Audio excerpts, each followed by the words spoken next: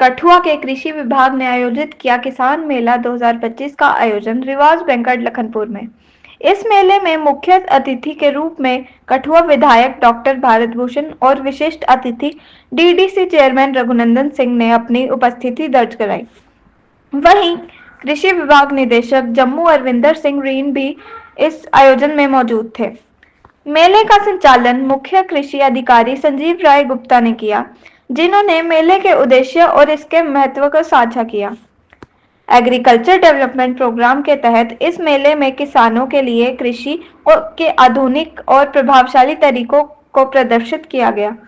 यह आयोजन किसानों और विशेषज्ञों को नई तकनीकों और नवाचारों को समझाने और अपनाने का एक बेहतरीन मंच प्रदान करता है। मेले में किसानों में भारी उत्साह था और उन्होंने मुख्य कृषि अधिकारी संजीव राय गुप्ता के कार्यों की सराहना की। उन्होंने कहा कि वे किसानों की भलाई के लिए लगातार प्रयास करते रहेंगे।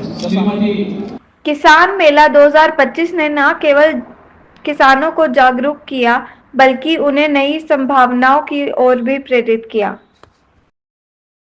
किसान मेला जो हमारे लखनपुर रिवाज पैलेस में आयोजित किया गया, तो यहाँ पर बहुत सारी प्रदर्शनियाँ थी।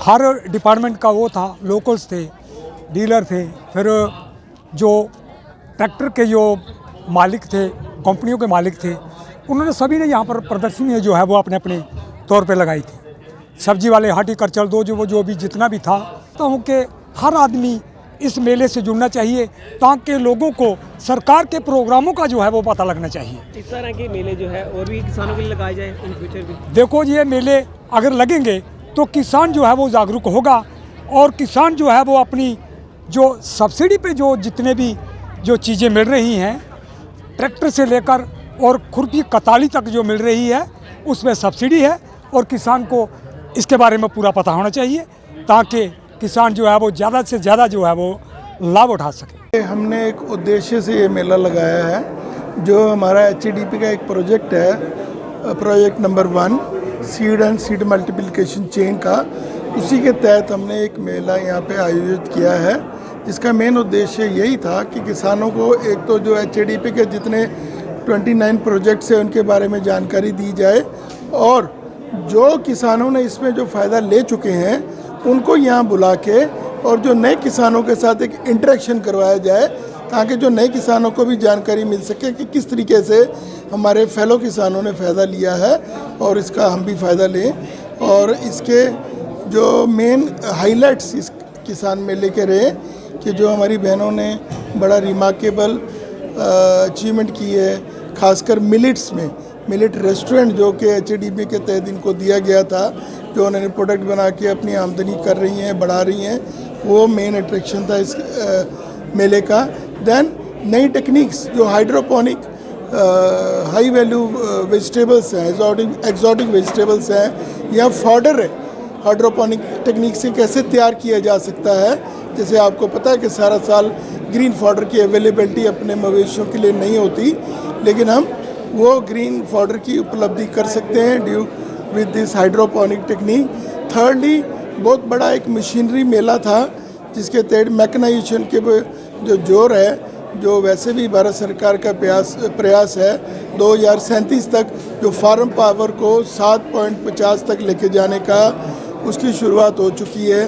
उसका भी एक प्रदर्शन था कि किस तरीके से किसान अपनी मशीनरीज खरीद के HADP से फ़ायदा लेके और अपनी लेबर कंपोनेंट कम कर सकते हैं, लेबर पर डिपेंडेंसी कम कर सकते हैं, वो भी हमारी अट्रैक्शन रही।